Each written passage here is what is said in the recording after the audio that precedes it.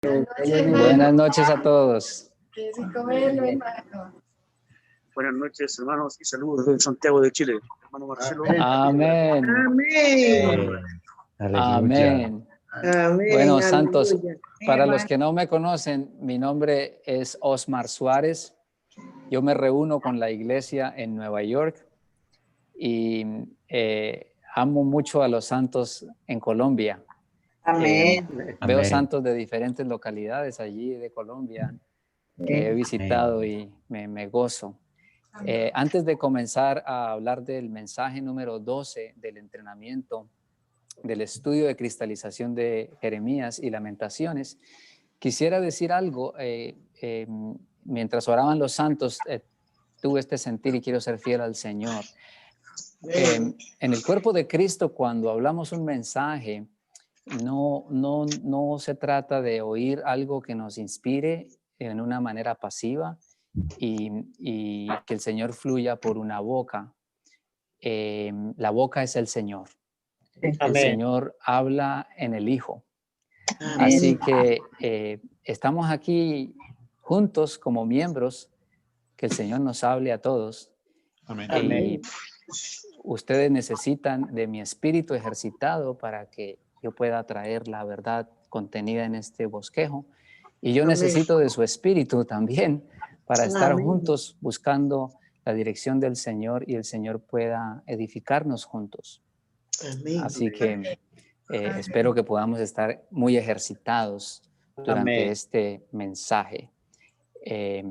Los que han estado en este entrenamiento saben que este mensaje es el último del entrenamiento y también fue el mensaje más largo. Es un mensaje de 9 páginas de bosquejo, casi el doble que varios otros bosquejos. Y todas estas 9 páginas desarrollan solamente una porción de Jeremías, y es Jeremías capítulo 31, versículos 31 al 34. Pero de esa única porción se desarrollan en este bosquejo 67 puntos de la verdad. Y queremos entrar en estas verdades, disfrutar estas verdades, apreciar estas verdades, conocer a fondo estas verdades. Tal vez algunas cosas las conocemos, pero necesitamos profundizar, porque al entrar en estas verdades en profundidad, conocemos la verdad y sabemos que la palabra nos dice que conoceréis la verdad y la verdad os hará libres. El poder de nosotros ser libertados de toda cadena es conocer la verdad. Amén.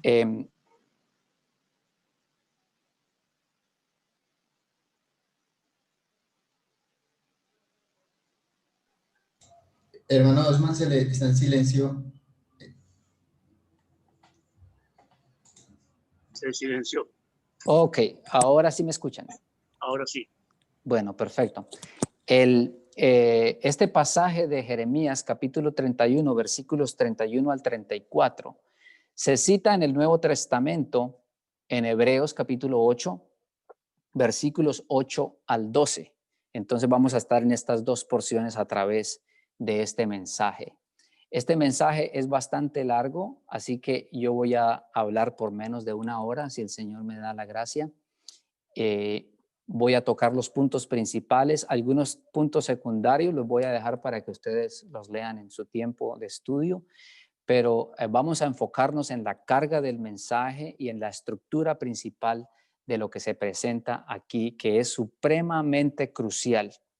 Este mensaje es el último y es el más largo del entrenamiento del libro de Jeremías y Lamentaciones, porque es supremamente crucial, ya que toca nuestra experiencia y nuestro disfrute.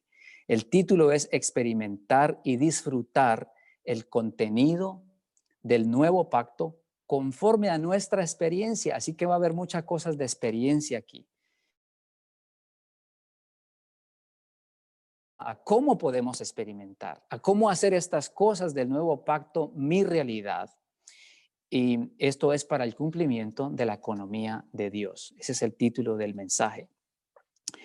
Voy a comenzar leyendo la porción de Jeremías y luego vamos a desarrollar los puntos. Esta porción de Jeremías dice así: Jeremías capítulo 31, versículos 31 al 34. He aquí que vienen días, declara Jehová, en que haré nuevo pacto con la casa de Israel y con la casa de Judá. No como el pacto que hice con sus padres el día que los tomé de la mano para sacarlos de la tierra de Egipto. Pacto mío que ellos rompieron, aunque fui yo un marido para ellos, declara Jehová. Pero este es el pacto que haré con la casa de Israel después de aquellos días. ¡Aleluya! Después de aquellos días son estos días, declara Jehová. Pondré mi ley en sus partes internas. Amén. Y sobre su corazón la escribiré. Amén. Y yo seré su Dios y ellos serán mi pueblo. Amén. Y ninguno enseñará más a su prójimo, ni ninguno a su hermano, diciendo, conoce a Jehová, porque todos me conocerán. Amén. Desde el pequeño de ellos hasta el grande, declara Jehová, porque perdonaré la iniquidad de ellos y no me acordaré más de su pecado. Aleluya. Esta es una promesa de 4 puntas. Tiene 4 partes esta promesa, que son 4 bendiciones, las cuales nosotros disfrutamos en el Nuevo Testamento como el nuevo pacto. Y estas 4 son, de los 67 puntos que hay aquí, quiero darles un mapa. Si usted coge este mapa, usted tiene todo el mensaje en 4 palabras. Estas 4 palabras son las 4 promesas o bendiciones que están aquí profetizadas por Jeremías en el capítulo 31. La primera de esta bendición o promesa, que también en el Nuevo Testamento se le llama un legado, y ya vamos a hablar por qué. La primera es la propiciación. La segunda, la impartición. La tercera, la comunión. Y la cuarta, la función. Estas 4 palabritas solas no nos dicen mucho, pero de esto se trata este mensaje. Con este mapa vamos a poder ubicar cada cosa en su lugar y tener una comprensión general del contenido del nuevo pacto. Si no conocemos el contenido del nuevo pacto, no podemos disfrutar ni hacer nuestro en nuestra experiencia lo que nosotros hemos recibido como legado en el nuevo pacto. Todas estas cosas, voy a explicarlas en un momento, pero todas estas cosas están contenidas desde el punto de vista de la experiencia en el Nuevo Testamento, en el libro de Romanos, capítulo 8. Así que, santos, si ustedes quieren avanzar en el Señor, progresar en el disfrute y la experiencia de lo que nos ha legado el Señor en el nuevo pacto, usted debe leer completamente el capítulo 8 de Romanos. Ok, usted va a encontrar allí los versículos favoritos para toda su vida. Lea una vez más el capítulo 8 de Romanos bajo la luz que vamos a presentar aquí desde Jeremías capítulo 31. El capítulo 8 de Romanos le toma leerlo completo unos 5 minutos. 5 minutos. Yo se lo digo porque antes de decirle esto, yo lo hice y me contabilicé el tiempo para podérselo decir. A mí me tomó 4 minutos y 17 segundos.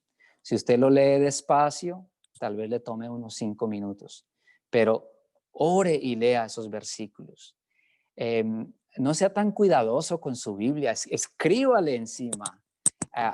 Hágale una raya, subraye lo que usted le toca al Señor allí, lo que el Señor le hable. Haga un resaltar de las palabras claves que el Señor le toca y ore y lea esos versículos. Viva en Romanos 8 para disfrutar y entrar en la experiencia, para hacer suyo, hacer real para usted el contenido del nuevo pacto. Santos, como les dije al principio, mientras les hablo, me hablo a mí mismo. Yo necesito también más de esta realidad, morar más en el capítulo 8 de Romanos. Y vamos a ver muchos versículos, son citados aquí, así que si usted tiene con qué anotar algunos de esos versos que yo voy a recomendarles, sería de mucha ayuda. Muy bien, el romano número 1 de este mensaje dice: con base en el hecho de que Jeremías profetiza sobre el nuevo pacto, el libro de Jeremías puede considerarse un libro del Antiguo Testamento que también es un libro del Nuevo Testamento. Necesitamos ver y apropiarnos del contenido del nuevo pacto como los legados que Dios nos ha dado. Obviamente el libro de Jeremías es parte del Antiguo Testamento, pero hablar de este nuevo pacto y de escribir su ley en nuestro corazón, de que Él sea nuestro Dios y nosotros su pueblo, y de que nosotros lleguemos a conocerle. Esto es un hablar neotestamentario. Por esta razón, el libro de Jeremías puede considerarse un libro tanto del Antiguo Testamento como del Nuevo Testamento en cuanto a su contenido. Y estos legados de los cuales profetiza Jeremías, ¿por qué le llamamos aquí legados? Estas 4 cosas, la propiciación, la impartición, la comunión y la función, espero que ya se las estén aprendiendo. Estas 4 cosas son 4 promesas, 4 profecías aquí, parte de esta profecía, 4 promesas, 4 bendiciones según el pacto, pero según el testamento son legados. ¿Qué es un legado? Un legado es lo que deja una persona cuando muere a otros. Pues a causa del testamento, cuando alguien antes de morir deja un testamento, ¿verdad? Este testamento entra en ejecución con la muerte de nuestro Salvador Jesucristo. Su muerte toda inclusiva hizo que estas cosas que Él logró, estas 4 cosas, sean hoy nuestros legados. Quiere decir que Él lo invirtió todo, su vida misma, para que nosotros las tengamos hoy. Son nuestras. Debemos echar mano de ellas, disfrutarlas, que sean nuestra experiencia, que sean nuestra realidad. Por esto se le llaman legados. Y estos 4 son, ahora sí vamos a explicar estas palabritas. Número 1, la propiciación. El literal A, en el numeral 1 dice que la propiciación por nuestras injusticias y el olvido, el perdón de nuestros pecados. El contenido de esa profecía que leí en Jeremías contenía el asunto de la propiciación de nuestros pecados, que es el perdón de nuestros pecados, que incluye el olvido de nuestros pecados. Cuando Dios nos perdona de nuestros pecados, Él se olvida de nuestros pecados. De la misma manera, si nosotros recordamos las ofensas de otros que supuestamente hemos perdonado, tal vez no hemos perdonado. Pero la vida de este que perdona está en nosotros. Él se olvida de nuestros pecados una vez hace propiciación por ellos. Así que ese es el primer punto, la propiciación de nuestras injusticias, que incluye el perdón de nuestros pecados y el olvido de nuestros pecados. ¡Aleluya! Esa es el primero de estos legados. El segundo legado es la impartición. ¿La impartición de qué? Está en el punto 2, la impartición de la ley de vida. La ley de vida es impartida en nosotros mediante la impartición de la vida divina. Dios imparte su vida en nosotros y esta vida trae una ley que actúa en nuestro interior. ¡Aleluya! El número 3 es la comunión. Y con esta palabrita comunión nos referimos al privilegio de tener a Dios como nuestro Dios y de ser su pueblo. Aleluya. Hoy podemos tener comunión con Dios porque Él ha llegado a ser nuestro Dios y nos ha hecho su pueblo en el nuevo pacto. Y la cuarta palabrita es la función. La cuarta promesa o bendición o legado del nuevo pacto es la función. ¿Cuál función? La función de vida que nos capacita para conocer a Dios de manera interna. ¿Cómo así que de manera interna? Esto lo vamos a desarrollar, cada uno de estos puntos, y de esto se trata este mensaje. Estos 4 puntos que son cada uno muy profundos, de esto podemos decir que toda la Biblia, porque toda la Biblia habla en tipos y en figuras de lo que se presenta en el Nuevo Testamento y son para nuestra experiencia. Estos 4 elementos, 4 bendiciones, 4 legados son suyos santos. Debemos disfrutarlos cada día. Amén. Vamos a comenzar entonces con el primero, la propiciación. En el Romano número 2 dice de Hebreos capítulo 8 versículo 12, está ahí entre comillas porque este es el versículo, dice: seré propicio a sus injusticias y nunca más me acordaré de sus pecados. Aleluya. Aquí esta palabra propicio, ¿qué es esto de propiciar? En el Antiguo Testamento, el equivalente a este propiciar del Nuevo Testamento es la expiación. Si ustedes recuerdan, se ofrecía la ofrenda por el pecado en expiación por el pecado. En el Nuevo Testamento, Pablo explica en varias partes, especialmente en Romanos, el asunto de la propiciación. Y aquí en Hebreos se menciona: seré propicio a sus injusticias. ¿Y qué es propiciar? Propiciar es mediar entre dos partes en las que hay un conflicto para que ellas sean uno. Y la manera de mediar es de cumplir las exigencias que una parte tiene sobre la otra. Bueno, pues las exigencias justas de la justicia de Dios implicaba que la paga del pecado es muerte. Dios no puede tolerar la injusticia, Dios no puede tolerar el pecado. Y Romanos 6:23 nos dice que la paga del pecado es muerte. Así que nosotros todos estábamos condenados a muerte. No podría haber esa conciliación con estas dos partes para ser uno. Pero Cristo hizo propiciación por nuestros pecados. Él apaciguó nuestra relación con Dios y nos trajo a reconciliación con Dios al cumplir todas las exigencias justas de la ley de Dios. Él pagó el precio era la muerte, pero Él pagó no solamente por mi pecado, Él pagó por el pecado de todo el mundo. ¿Quién podría pagar tal precio? Este era un precio que no podíamos pagar, pero Cristo en la cruz pagó por nuestras injusticias, pagó por nuestros pecados. Hoy podemos estar delante de Dios porque Cristo es nuestra justicia. Él ha cumplido la justicia de Dios. Y hoy día su sangre nos limpia de todo pecado. Aleluya.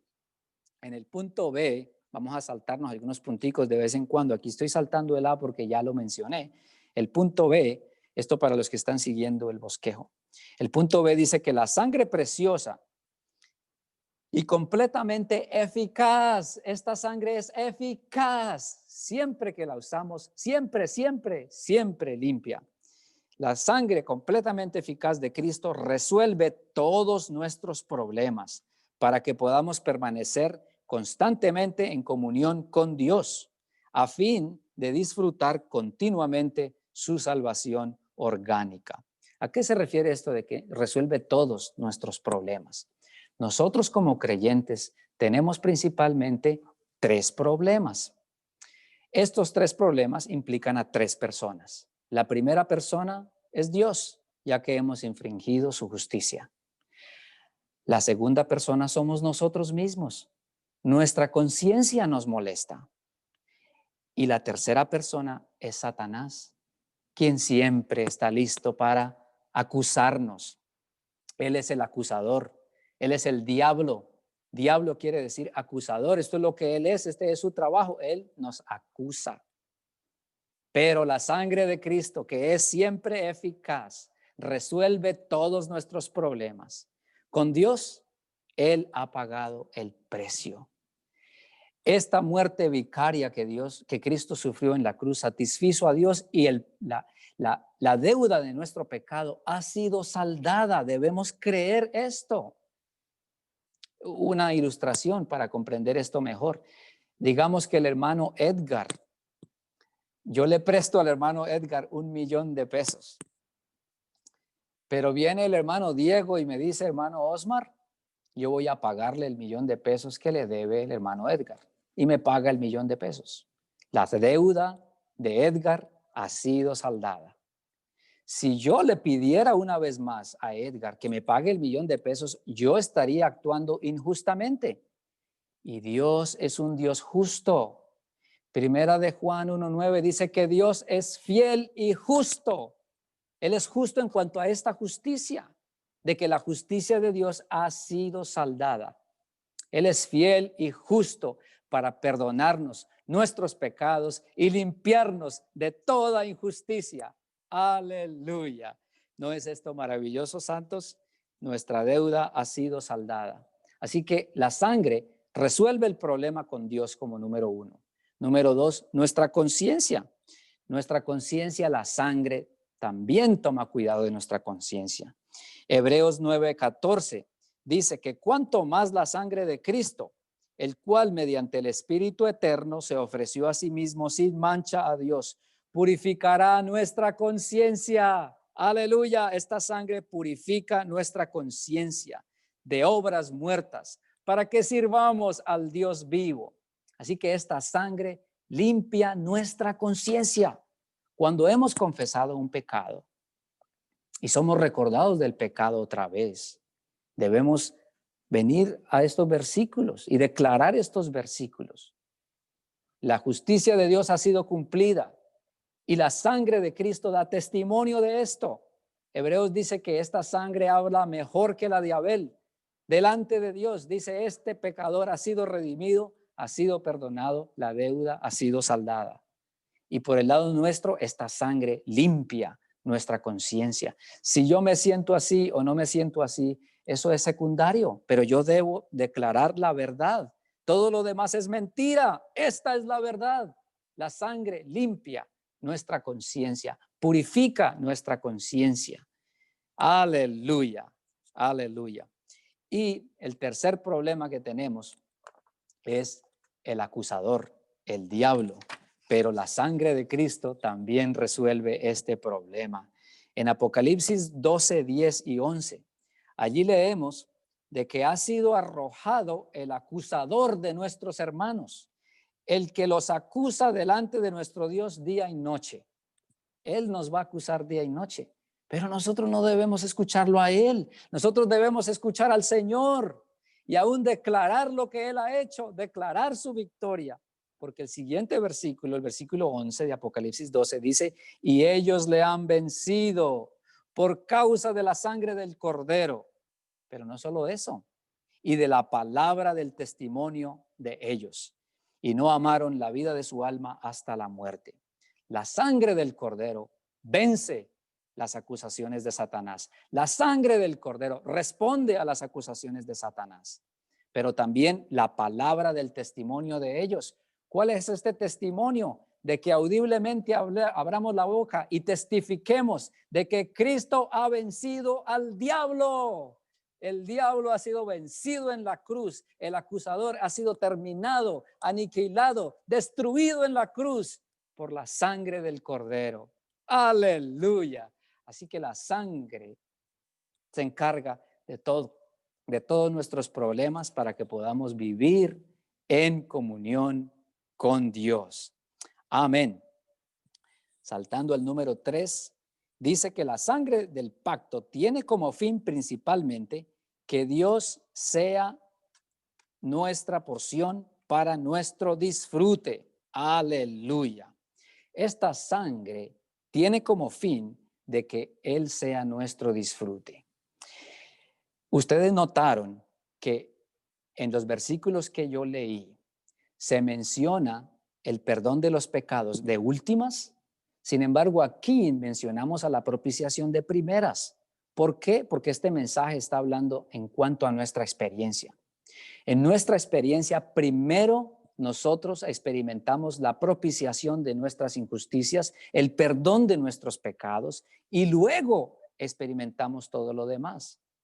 Pero ¿y por qué la Biblia lo pone al revés y pone la propiciación de últimas? Esto es porque la sangre es simplemente la parte inicial, es simplemente un procedimiento, dice aquí el ministerio. La sangre es el procedimiento. Debemos entrar al disfrute. Santos, en nuestra experiencia muchas veces venimos al Señor, pedimos eso, ¿qué hacemos? decimos adiós, nos vemos mañana, Señor. Oh, Señor Jesús, la sangre es el procedimiento, apenas para darnos el acceso, para entrar y para disfrutar. La meta de la sangre es que Él sea nuestra porción y nuestro disfrute. Oh, queridos santos, cuánto necesitamos esta experiencia de permanecer allí. Tal vez no vamos a permanecer arrodillados allí todo el día porque tenemos que ir a trabajar, pero ir a trabajar, salir del cuarto en donde estamos, no significa salir de la presencia de Dios, no debe significar esto. La sangre nos ha dado acceso y seguimos andando en la presencia del Señor. Y si por alguna razón salimos de su presencia, tenemos la sangre. ¿Para qué? ¿Solamente para que nos limpie? No, para volver al regreso del disfrute de Cristo como nuestra porción. Un punto aquí interesante en Salmos 27:4 dice: una cosa he pedido a Jehová, esta buscaré, morar en la casa de Jehová todos los días de mi vida, para contemplar la hermosura de Jehová y para inquirir en su templo. Tal vez muchas cosas podamos querer de parte del Señor, pero aquí habla de una cosa. Recordar muchas cosas tal vez es difícil, pero esta una cosa debemos recordar. ¿Cuál es esta una cosa? Oh, esta buscaré, morar en la casa de Jehová todos los días de mi vida para contemplar la hermosura de Jehová. La sangre es para esto, para estar allí todos los días de mi vida contemplando la hermosura de Jehová. Cuando yo leí este versículo hace unos años, yo sentí, pero este versículo está un poco extraño. ¿Cómo puede estar una persona en un templo todos los días de su vida y no va a trabajar, no se va a encargar de la familia? Esta persona, en lugar de ser una bendición, es una carga. Yo me dificultaba, se me hacía difícil comprender cómo es la aplicación de este versículo. Pero este problema se basaba en mi entendimiento en cuanto a morar en la casa de Jehová. ¿Qué es morar en la casa de Jehová? Conforme a Efesios 2:22, esto es morar en nuestro espíritu, porque Efesios 2:22 nos dice que estamos siendo edificados como morada de Dios en el espíritu, espíritu con minúscula. Así que en nuestro espíritu humano, allí está la morada de Jehová. Y ciertamente, tal vez no puedo estar en el local de reunión todos los días, pero sí debo morar en mi espíritu todos los días de mi vida. Una cosa he pedido a Jehová, esta buscaré, morar en la casa de Jehová todos los días de mi vida. Oh, todos los días de mi vida, morar en mi espíritu humano, donde mora el Señor.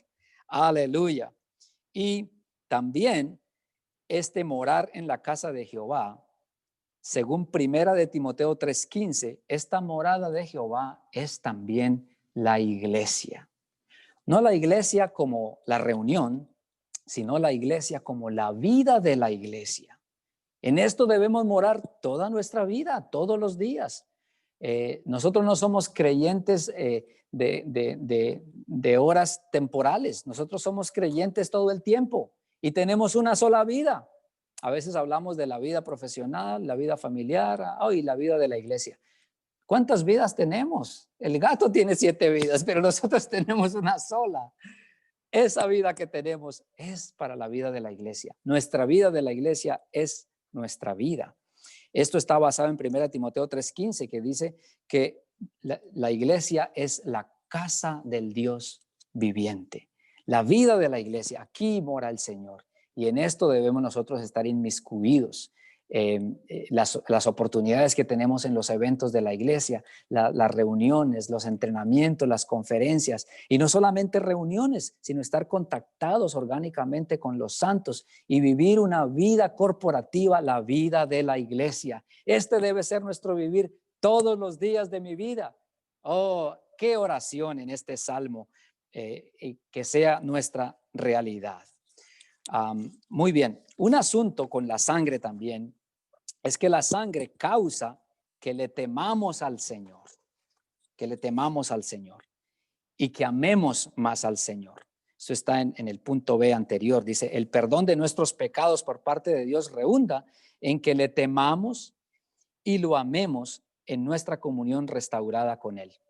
Podríamos pensar, bueno, pero si sabemos que Él nos perdona de todo pecado y que no pase lo que pase, Él me perdona porque la sangre es eficaz, ¿por qué habría yo de temerle?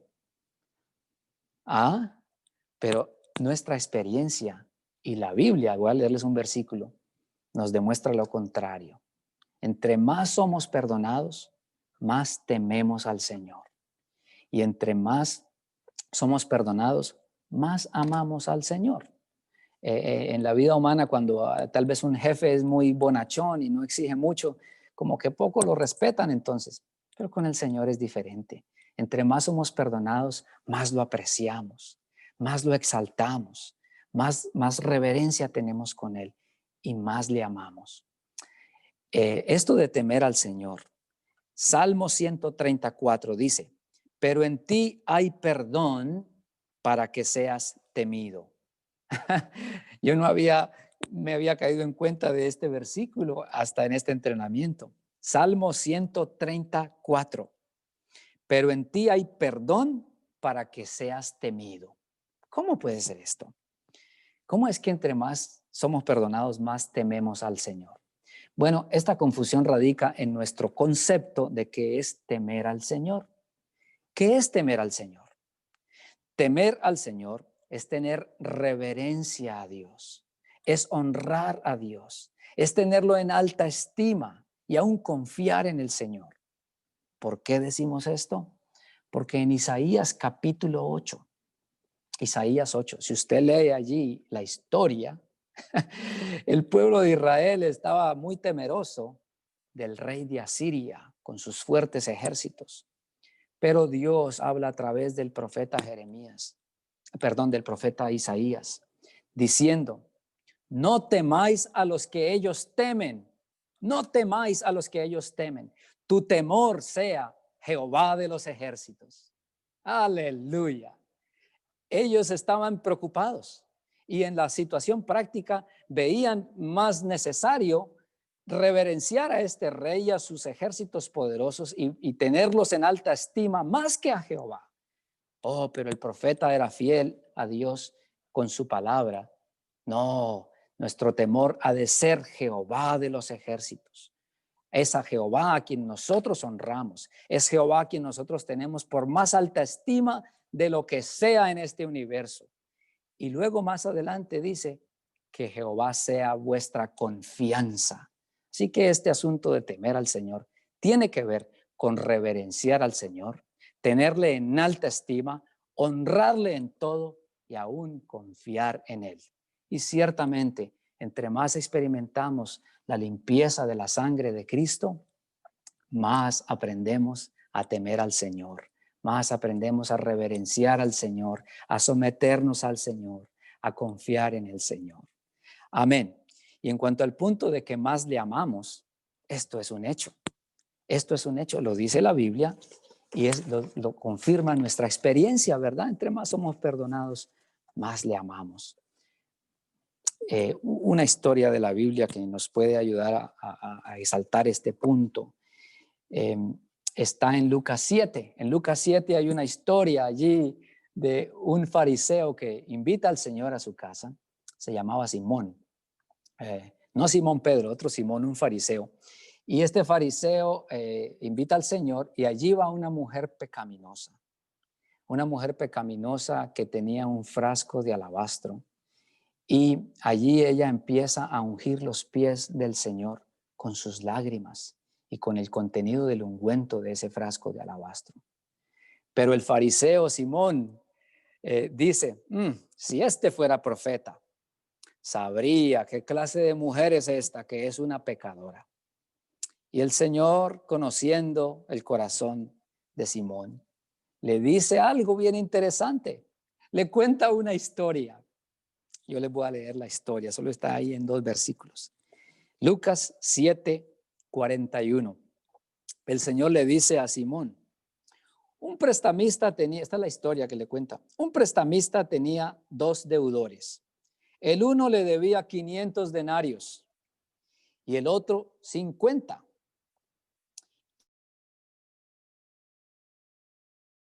Que pagar, generosamente perdonó a ambos. ¿Cuál de ellos, pues, le amaría más? Le hace esta pregunta a Simón. Versículo 43. Respondiendo Simón dijo, pienso que aquel a quien perdonó más. Y él le dijo, rectamente has juzgado. Y vuelto a la mujer, dijo a Simón, ¿ves a esta mujer? Entré en tu casa y no me diste agua para mis pies, mas ésta ha regado mis pies con sus lágrimas y los ha enjugado con sus cabellos. No me diste beso, mas ésta desde que entré no ha cesado de besar mis pies afectuosamente. No ungiste mi cabeza con aceite, mas ésta ha ungido con ungüento mis pies. Verso 47. Por lo cual te digo, sus muchos pecados le son perdonados, porque amó mucho, mas aquel a quien se le perdona poco, poco ama. Queridos santos, aquí hay una clave. Queremos ser aquellos que aman al Señor. Debemos ser aquellos a que mucho les es perdonado. No porque a propósito vamos a cometer más pecados para tener más para perdonar, sino porque venimos más a la luz del Señor y el Señor nos va a mostrar la clase de pecadores que somos. ¿Acaso este fariseo era mejor que la mujer? Claro que no, los dos eran pecadores, solo que la mujer se daba cuenta. El fariseo no, el fariseo estaba listo para juzgar. Oh, pero ella, el versículo 38 describe algo muy dulce, dice, estando detrás de él a sus pies, llorando, comenzó a regar con lágrimas sus pies y los enjugaba con sus cabellos y besaba afectuosamente sus pies y los ungía con el ungüento. Ella no era ni capaz de ponerse enfrente del Señor, dice que estaba detrás de él y ella enjugaba con sus cabellos. Con los cabellos de ella enjugaba los pies del Señor y con sus lágrimas y el ungüento. Hermanos, en la Biblia, el cabello habla de la honra del hombre y de la gloria del hombre. Allí está esta mujer a los pies del Salvador. Su gloria y su honra sometidos bajo el Salvador. En la luz del Señor. Oh, honrando al Señor. ¿Qué dice el Señor? Sus muchos pecados le son perdonados porque amó mucho. Pero a quien se le perdona poco, poco ama. Oh, que seamos aquellos que tenemos esta experiencia diariamente de venir a los pies de nuestro Salvador, de echar mano de la sangre de Cristo que nos limpia de todo pecado y ser aquellos que amamos al Señor porque nos ha perdonado mucho. Cuando tenemos esta experiencia, no solamente tememos más al Señor, le honramos más, le reverenciamos más, también le amamos más, pero también no juzgamos a otros, porque sabemos quiénes somos. Somos unos pecadores que han alcanzado misericordia. Amén.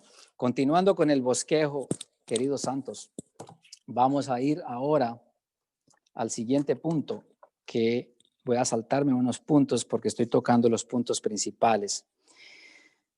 Dice que finalmente, el punto 4, finalmente la sangre de Cristo, que es la sangre del nuevo pacto, introduce al pueblo de Dios en las cosas superiores propias del nuevo pacto, pacto en el que Dios da a su pueblo un nuevo corazón, un nuevo espíritu.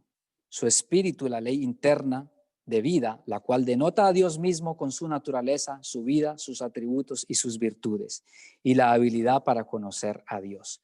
Todo esto sale de haber recibido en el nuevo pacto un nuevo corazón y un nuevo espíritu. Con este nuevo espíritu podemos tocar a Dios, podemos contactar a Dios, recibir a Dios, disfrutar a Dios, ser uno con Dios. Aleluya.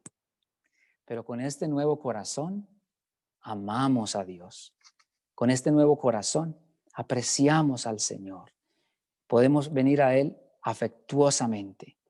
Y amar al Señor abre todas estas bendiciones que mencionamos aquí en este numeral 4, las cosas altas, las cosas excelentes del nuevo pacto, porque la Biblia nos dice que cosas que ojo no vio, ni oído oyó, ni han subido a corazón de hombre, son las que Dios tiene preparadas para los que le aman.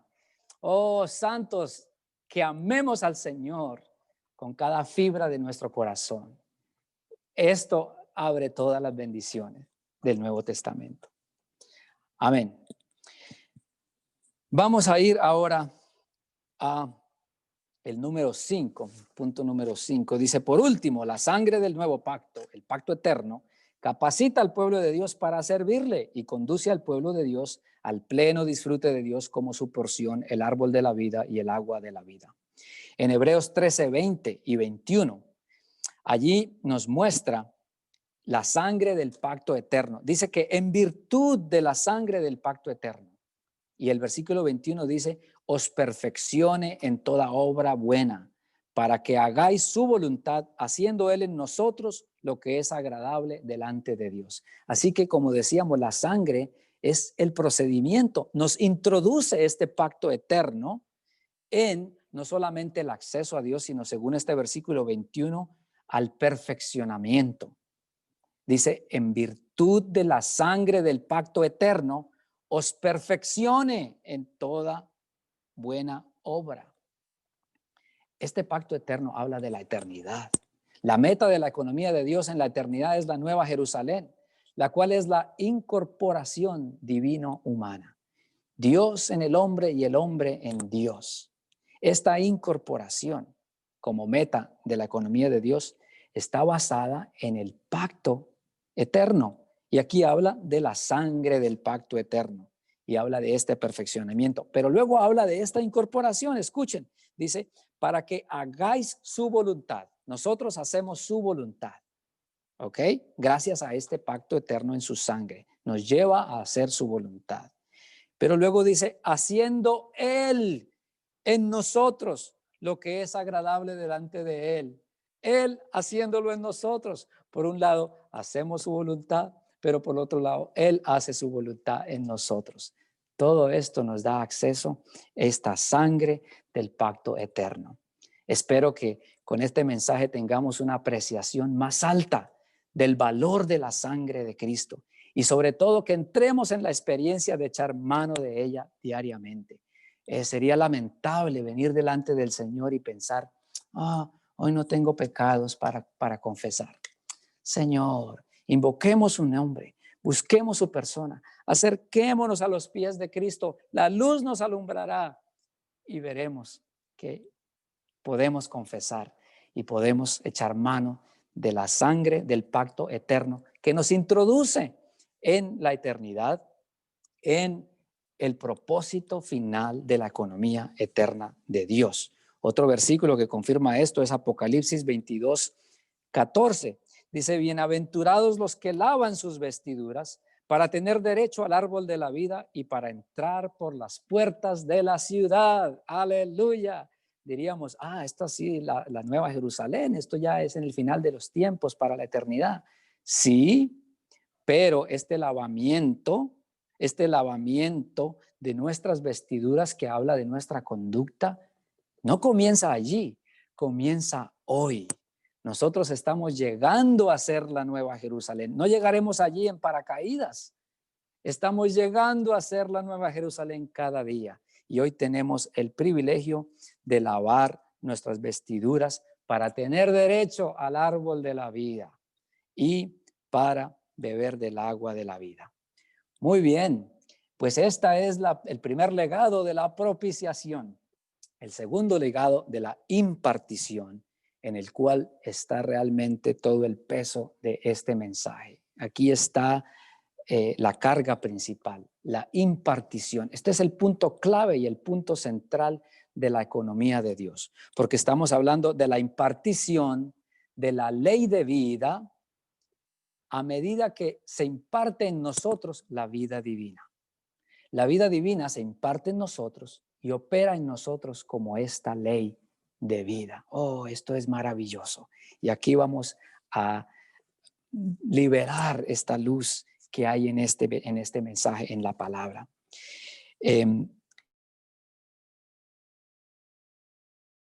Pondré mis leyes en la mente de ellos y sobre su corazón las escribiré. Jeremías, cuando él habla esto en Jeremías 31:33, dice que pondré mi ley en sus partes internas y sobre su corazón las escribiré. ¿Vieron una diferencia? En Jeremías habla de una ley, pondré mi ley, pero en Hebreos, al citar esta porción, dice mis leyes, no mi ley. ¿Por qué? Vamos a desarrollar eso en un momento, pero ahora quiero enfocarme en esta parte de escribirla sobre nuestro corazón. Es algo interno. En el Antiguo Testamento, la ley, la norma de conducta estaba por fuera del hombre. En el Nuevo Pacto, Cristo, en este nuevo pacto, nos ha dejado como legado al recibirle de que esta ley ahora esté en nosotros interiormente y aunque sea escrita en nuestro corazón. ¿Recuerdan? Ezequiel profetizó que tendríamos un nuevo corazón y un nuevo espíritu. Este nuevo corazón dice allí que es un corazón, removería el corazón de piedra de nosotros y nos daría un corazón de carne. ¿Para qué un corazón de carne? Para escribir en él su ley. Y sobre su corazón la escribiré, profetiza Jeremías. El punto A en cuanto a esto dice que el centro, la centralidad del nuevo pacto es la ley interna de vida. La ley de la vida divina, la ley del espíritu de vida, es el principio automático y poder instantáneo de la vida divina. Santos, aquí hay una bomba atómica. La ley del espíritu de vida es la centralidad de toda la Biblia. Aún dice aquí el hermano la centralidad de todo el universo. Y esto se halla en Romanos capítulo, por supuesto, 8, versículo 2. Escuchen este versículo. Porque la ley del espíritu de vida me ha librado en Cristo Jesús de la ley del pecado y de la muerte. Oh, Señor Jesús. Esta es la situación, santos. La sangre nos limpia de todo pecado. Pero tal vez sea posible que un creyente viene con un pecado delante de Dios y Dios le perdona por la eficacia de su sangre. Y viene mañana con el mismo pecado y Dios le perdona una vez más por la eficacia de su sangre. Y viene cientos de veces con el mismo pecado. ¿Acaso Dios lo perdona? Sí, Dios lo perdona por la eficacia de su sangre. Pero este creyente aún está atado a este pecado. ¿Cómo puede ser liberado? Aquí está la clave, porque la ley del espíritu de vida me ha librado en Cristo Jesús de la ley del pecado y de la muerte. La sangre nos limpia del pecado, pero la ley del espíritu de vida nos libera. Oh, santos, esto es maravilloso. Antes del capítulo 8 de Romanos, obviamente está el capítulo 7, pero en el capítulo 7 Pablo habla de que él se da cuenta que lo que él quiere hacer no es lo que él hace. Él quiere hacer el bien, pero termina haciendo el mal. Dice que en mí está el querer hacer el bien, pero no el hacerlo. Y que al tratar de hacer el bien, él encuentra esta ley en sus miembros, de que el mal está con él. Y termina diciendo, miserable de mí. Oh, pero la respuesta está aquí en el capítulo 8. Salir de la esfera de ese capítulo 7 en el esfuerzo humano por tratar de no pecar, por tratar de no hacer el mal, por tratar de dejar este asunto, por tratar de avanzar en esta situación delante del Señor. Estoy tratando, pero sigo cayendo en lo mismo. Estoy tratando, pero mi esfuerzo humano siempre encuentra esta ley del pecado y de la muerte. Una ley es una ley. Por aquí más adelante habla de que es como una ley científica. La ley del espíritu de vida es una ley científica, como la ley de la gravedad. Siempre opera. Es científica, no falla. Pero de la misma manera la ley del pecado y de la muerte tampoco falla. Cada vez que estamos tratando de luchar con nuestras debilidades por nuestra fuerza de voluntad, siempre, siempre, siempre terminaremos en derrota, porque la ley del pecado y de la muerte es más fuerte que la ley del bien que quiere hacer nuestro ser. Pero hay una ley más alta, hay una ley más poderosa que leímos que tiene un principio automático y un poder instantáneo. Esta ley es la ley del espíritu de vida, Romanos 8:2, porque la ley del espíritu de vida me ha librado en Cristo Jesús de la ley del pecado y de la muerte. Si usted es un pecador desesperado, este versículo debería estar resaltado, subrayado, exaltado en su Biblia. Y no solamente eso, en nuestro orar, leer, en nuestro pasar tiempo en esto, para que estos legados que nos ha dejado el Señor sean realmente nuestros, vengan a ser nuestra experiencia, nuestro disfrute y nuestra realidad. Aleluya. El punto B dice que el Dios triuno pasó por el proceso de encarnación, crucifixión, resurrección y ascensión. Todo este proceso pasó el Señor. ¿Para qué? Para llegar a ser la ley del espíritu de vida que está instalada en nuestro ser. Este poder ha sido instalado en nosotros. Lo tenemos en nosotros. Debemos hacer uso de este poder. El poder de la ley del espíritu de vida. Recuerden, es un principio automático. Cuando llegamos a nuestro espíritu no tenemos ya que tratar. Es como hablábamos de la ley de la gravedad, por ejemplo, y un avión. El avión vence la fuerza de la gravedad porque posee una ley superior a la ley de la gravedad. La ley de la aerodinámica va a empujar con más fuerza de modo que levanta toneladas. A veces uno va en el avión y se agarra de la silla como ayudándole al avión a subir. No es necesario. Esta ley es más alta. Esta ley no requiere de nuestro esfuerzo. Es más, no tiene que ver nada con nuestro esfuerzo. Por el contrario, cuando ponemos nuestro esfuerzo, vamos de regreso a Romanos 7. Oh, pero debemos morar en Romanos 8, permanecer en Romanos 8, experimentando no nuestro esfuerzo, sino venir al Señor. No trate de no perder la paciencia, trate de venir al Señor. No trate de no hacer esto ni aquello, olvídese de eso. Simplemente ore y lea su palabra, disfrute al Señor, cántele al Señor, viva en comunión con el Señor. La ley del espíritu de vida operará en usted de una manera automática. Es un principio automático y un poder instantáneo que no requiere para nada de nuestro esfuerzo. Aleluya. Muy bien. Ahora sigamos con este punto que es muy, muy rico. El punto 2 dice que disfrutamos la impartición de vida a nuestro ser para el cumplimiento de la economía de Dios mediante la operación de la ley del espíritu de vida. No debemos olvidarnos y convertirnos en muy subjetivo a mi experiencia. Claro, necesito mi experiencia, pero esto es con un espectro mucho más amplio. Primero, el propósito de Dios es corporativo. Las experiencias que tú ganas del Señor son para su propósito corporativo, su propósito eterno, la iglesia, que llega a ser la novia de Cristo, que llega a ser la esposa preparada de Cristo, la cual llega a ser la nueva Jerusalén. Pero tus experiencias hacen parte de todo este proceso y las experiencias de todos nosotros conjuntamente. Por esto, tu avance es nuestro avance. El avance de los santos en Colombia es el avance de nosotros aquí en Nueva York. Mi avance es tu avance. Tu avance es mi avance. Por esto aquí, hasta que todos lleguemos, dice la palabra. Oh, aleluya. Por eso no podemos perder de vista la economía eterna de Dios. ¿Y qué es la economía de Dios? Que Dios se imparte en su pueblo escogido.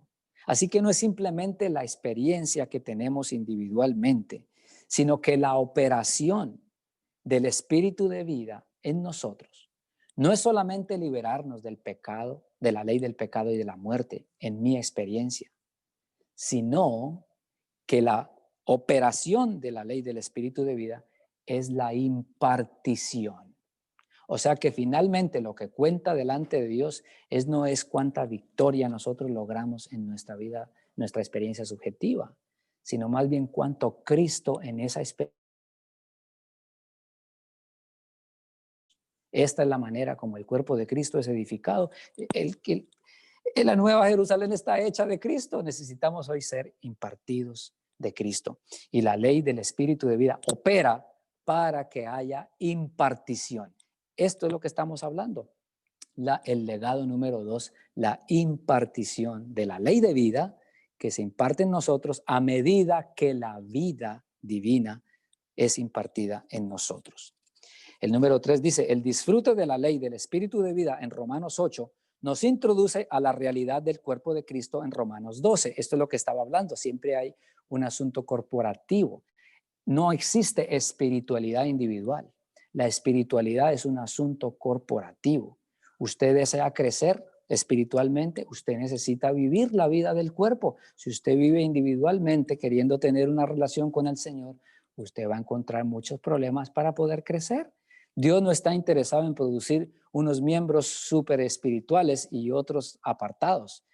Más bien Él desea un cuerpo con miembros normales que se someten a la cabeza y que el fluir de un miembro pasa a los otros miembros, el fluir de la vida. En Romanos capítulo 12 leemos, así que hermanos, os exhorto por las compasiones de Dios que presentéis vuestros cuerpos en sacrificio vivo, santo, agradable, que es vuestro servicio racional. No os amoldéis a este siglo, sino transformaos por medio de la renovación de vuestra mente, para que comprobéis cuál sea la voluntad de Dios, lo bueno, lo agradable y lo perfecto. ¿Qué tiene que ver este versículo con lo que estamos hablando? Aquí Pablo está hablando de la vida del cuerpo de Cristo. Por eso dice que presentéis vuestros cuerpos en sacrificio vivo y que no nos amoldemos a este siglo. En las reuniones de la iglesia no podemos decir, oh, yo estoy con ustedes en espíritu. No, debemos pagar el precio y presentar nuestro cuerpo en sacrificio vivo. Presentamos nuestro cuerpo en sacrificio vivo primeramente al Señor, pero la cabeza no está separada del cuerpo. Tenemos que estar con el cuerpo. No podemos buscar a la cabeza sin encontrar el cuerpo, ni encontrar al cuerpo sin encontrar a la cabeza. Oh, Señor Jesús. Así que este asunto nos muestra que lo que se lleva a cabo en Romanos 8 es para Romanos 12, la vida del cuerpo. Incluso en Romanos 8, al final, dice que para que Él sea el primogénito entre muchos hermanos, donde habla que a los que predestinó, en plural, los que predestinó, que fuesen hechos conformes a la imagen de su Hijo para que Él sea el primogénito entre muchos hermanos. Es un asunto corporativo. Y en el capítulo 12 habla del cuerpo. Lo que sucede en el libro de Romanos es que el pensamiento de Pablo en el capítulo 8 no continúa en el capítulo 9, sino continúa en el capítulo 12. Si usted mira el bosquejo del libro, de la versión recobro, el capítulo 9, 10 y 11 de Romanos habla, es como una inserción, un paréntesis en el que Pablo habla de la elección de Dios. Y luego continúa con lo que venía hablando, de esta ley que opera en nosotros para producir el cuerpo de Cristo. Ese es el tema de Romanos. Convertir a los muchos pecadores en los miembros del cuerpo de Cristo que se manifiestan como las iglesias locales para la expresión de Cristo. Amén.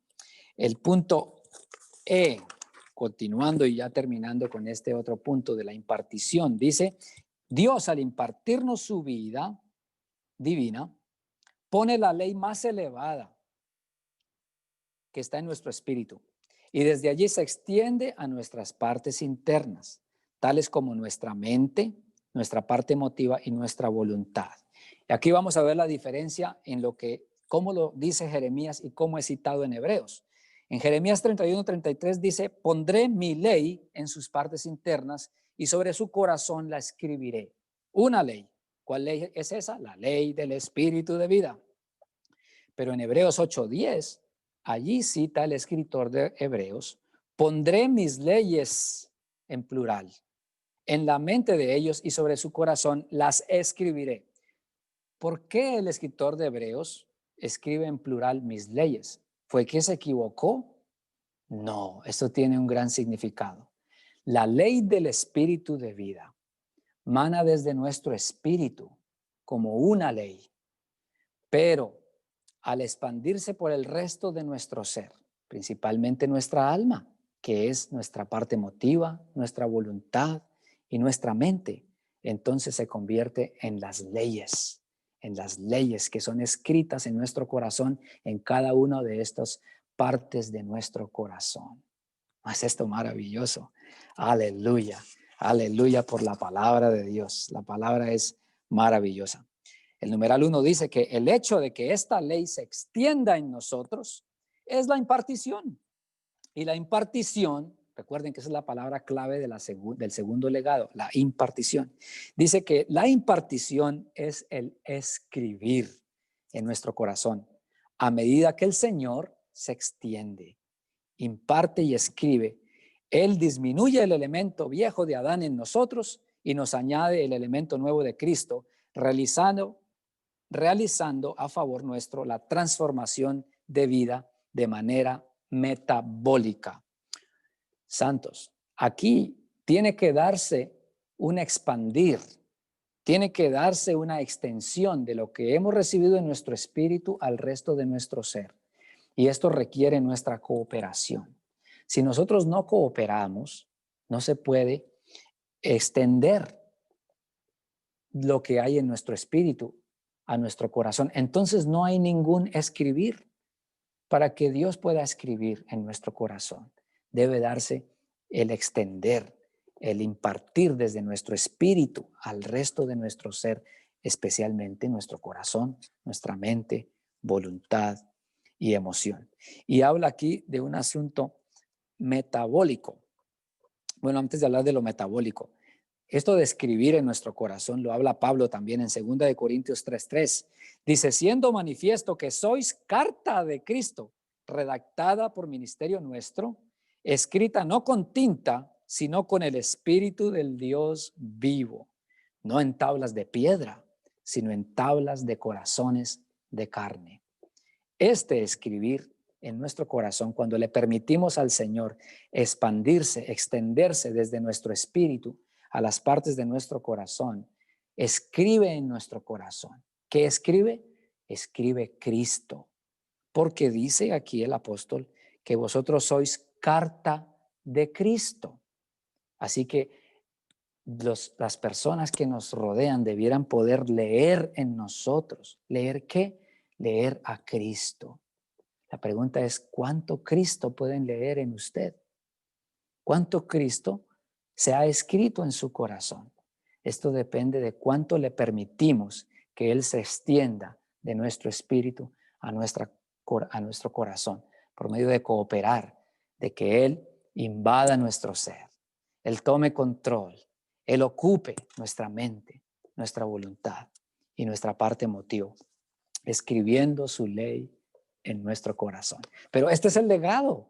Esto es nuestro ya. Debemos tomarlo, hacerlo nuestro. Recuerden una vez más, el título de este mensaje es conforme a nuestra experiencia y nuestro disfrute. Amén. Ahora, en cuanto a este asunto metabólico que quería decir, esto tiene que ver con la alimentación, la digestión, la conformación de lo que uno come, y esto sucede paulatinamente en la medida que comemos, pero necesitamos estar siendo alimentados. Un ejemplo en cuanto a esto, cuando un bebé, bueno, para los santos de Colombia, ustedes conocen las compotas. Bueno, cuando yo vivía allá hace unos años, hacía una compañía, varias compañías, un producto que se llamaba compota, un frasquito así de grande, y era como una papilla, un puré de fruta de varios sabores, y eso era comida para bebé. Usted le daba esa compota al bebé y quedaba satisfecho, quedaba contento, quedaba alimentado. Pero si este bebé ha crecido, ha pasado el tiempo más bien, y ahora tiene 7, 8 años, y todavía su alimentación es esa compota, pues él va a quedar insatisfecho. Este es el caso de muchos de nosotros. Cuando sentimos cuando yo vine a la vida de la iglesia Hoy yo leía la Biblia en la mañana, esas palabras invadían mi corazón y yo venía a la reunión el domingo y el hablar de los santos era tan dulce, yo estaba en el tercer cielo, pero no sé qué me pasa ahora, hermano. Yo he escuchado, no sé qué pasa, pero ya leo la palabra en la mañana y bueno, sí es la palabra de Dios, gracias al Señor, pero yo ya no me siento tan lleno y tan emocionado. Y ya vengo a la reunión y bueno, ya no me parece tan motivante. De hecho, esa es la razón por la cual a veces no vengo. Pues claro, el muchacho de 8 años no le podemos seguir dando la misma compota. Si su alimento sigue siendo solamente leer un poquito en la mañana y venir cada domingo a una reunión, pues este muchacho está muriendo de hambre, necesita ser alimentado, necesita ser nutrido, porque esto depende de un proceso metabólico. Por esto es que debemos avanzar con el Señor en nuestro servicio, inmiscuirnos en la vida de la iglesia, participar de los entrenamientos, de las lecturas corporativas. Esto nos va a llevar a más alimento. Claro, todavía necesitamos la leche, pero también necesitamos la carne para nutrirnos. Y este proceso metabólico hará en nosotros que haya una impartición. De lo contrario, pues no estamos disfrutando de este legado tan principal, la impartición. Recuerden, esta es la carga de este mensaje y como dijo aquí el hermano, es el centro de la Biblia y el centro del universo. Que moremos en el capítulo 8 de Romanos, disfrutando la ley del espíritu de vida. Que salgamos del esfuerzo humano del capítulo 7 de Romanos, que termina en derrota. Hoy entremos en la libertad del capítulo 8, que termina en victoria por la ley del espíritu de vida. Amén. Ahora vamos a entrar en el siguiente punto de los legados, el cual es la comunión. La comunión. En cuanto a la comunión, estoy saltándome unos puntos porque no quiero pasar demasiado tiempo, pero el bosquejo es muy rico, como les dije, tiene 67 puntos, ustedes lo pueden disfrutar en la semana. En cuanto a la comunión, y cuando hablamos de la comunión, en este legado número 3, hablamos de el privilegio de tener a Dios como nuestro Dios y de ser su pueblo. Hoy, pecadores como nosotros, se nos ha dado la bendición y el privilegio de tener comunión con Dios, pues Él, en este nuevo pacto, nos ha dado la bendición y el legado, es nuestro esto, de que Él es nuestro Dios y nosotros somos su pueblo. Amén. El numeral 4 dice, citando a Hebreos 8:10, que es también Jeremías 31:33, seré a ellos por Dios y ellos me serán a mí por pueblo. Aleluya. El hecho de que nosotros seamos el pueblo de Dios implica que nosotros heredamos a Dios. Él es nuestra herencia. Pero por otro lado, a medida que disfrutamos de Dios como nuestra herencia, y usted sabe lo que se hereda, no se hereda la basura, se hereda las riquezas. A medida que disfrutamos estas riquezas que hemos heredado, estas riquezas se forjan en nosotros y llegan a ser también un tesoro personal para el Señor, de modo que llegamos a ser herencia para Dios. Esto, ¿dónde está en la Biblia? En el libro de Efesios, capítulo 1, versículo 14. Habla de Dios como el Espíritu, que es las arras de nuestra herencia. Dios es nuestra herencia. ¡Aleluya! Podemos decir con denuedo, Dios nos pertenece. Él es nuestra herencia. Él es nuestro. Hay unos himnos preciosos. Dice uno, suyo soy y mío es Él. Hay un montón de himnos preciosos con esta realidad. Él nos pertenece, Él es nuestra herencia, Él es nuestra porción para nuestro disfrute, para nuestra experiencia. Pero el versículo 11 del mismo capítulo, Efesios 1, dice que Él asimismo, en Él asimismo, hablando de nosotros fuimos designados como herencia. Nosotros fuimos designados como su herencia. Al ser llenos de las riquezas de Cristo, llegamos a ser su herencia. Somos una herencia mutua. Y en el versículo 18 del mismo capítulo dice que sepáis cuál es la esperanza a que Él os ha llamado y cuáles las riquezas de la gloria de su herencia en los santos. Esa su herencia está con mayúscula, su, porque se refiere a la herencia de Dios. Oh, aleluya, por las riquezas de la gloria de su herencia en los santos, en nosotros.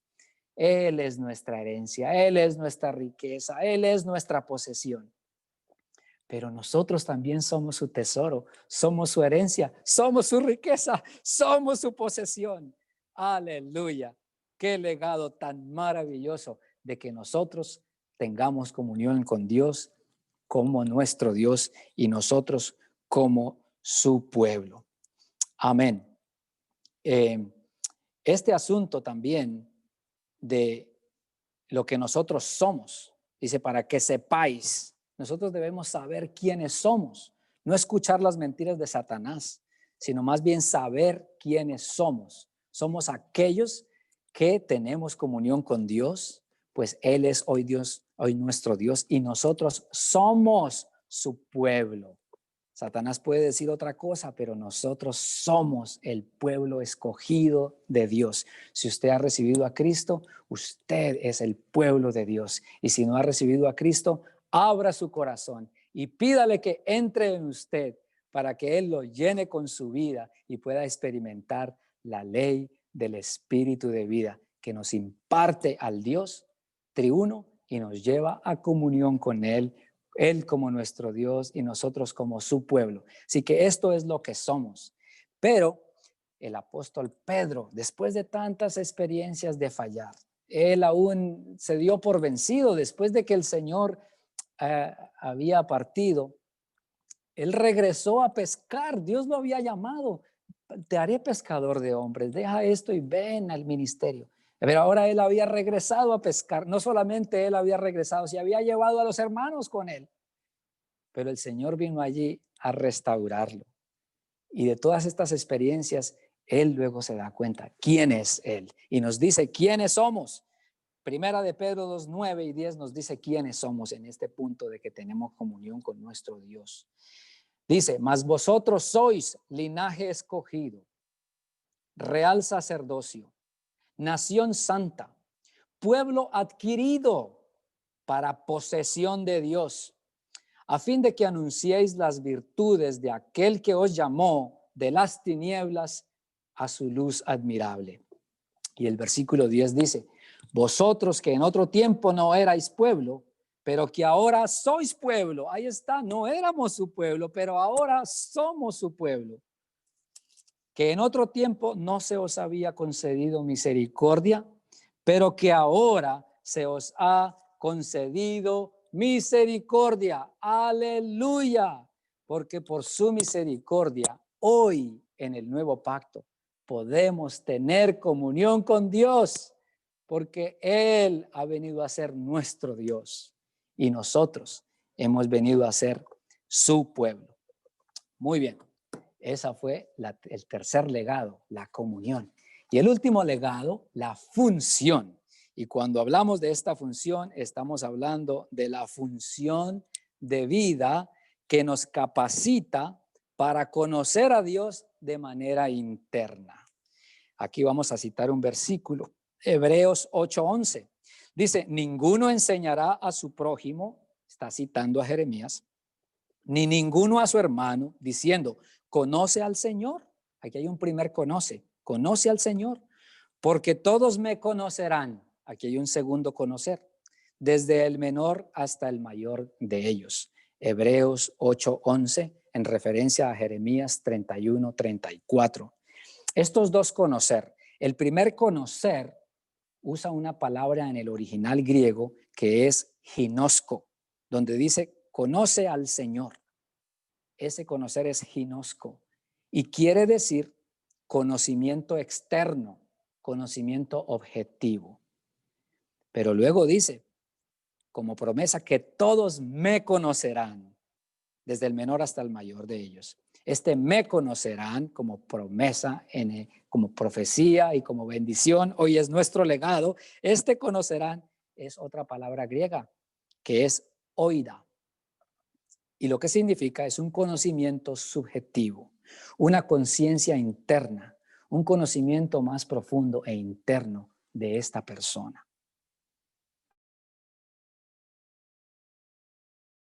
Para ayudarnos a apreciar este punto. Cuando yo conocí a mi esposa en Colombia, ella también es colombiana, la conocí y me la presentaron. Este es mi nombre, mucho gusto, yo soy Osmar. Y la conocí, tuvimos una conversación y supe quién era, dónde trabajaba, qué hacía, la vi, la conocí, tuve una apreciación de quién era ella y fui muy atraído a ella por todas estas cosas que conocí inicialmente de ella. Pero ese conocimiento era de cierto modo un conocimiento objetivo, un conocimiento externo. Realmente yo no la conocía bien, claro que no, pero la conocí.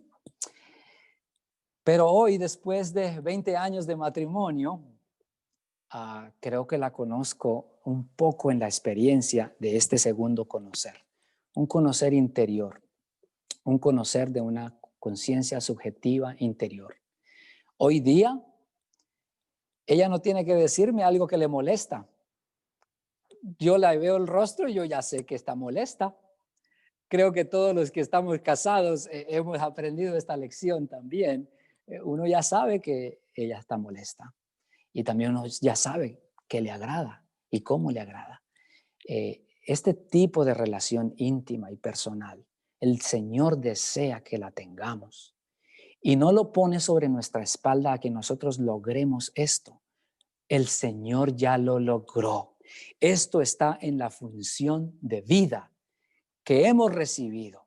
Esta función de vida en nosotros nos capacita para conocer al Señor de una manera interna, de una manera subjetiva, y podamos conocer las profundidades de Dios, podamos conocer lo que hay en su corazón y aún poder ser uno con lo que está en su corazón y ser uno con Él en esta intimidad.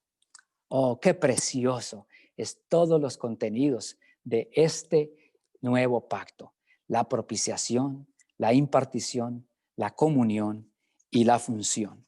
Y quiero terminar leyendo el último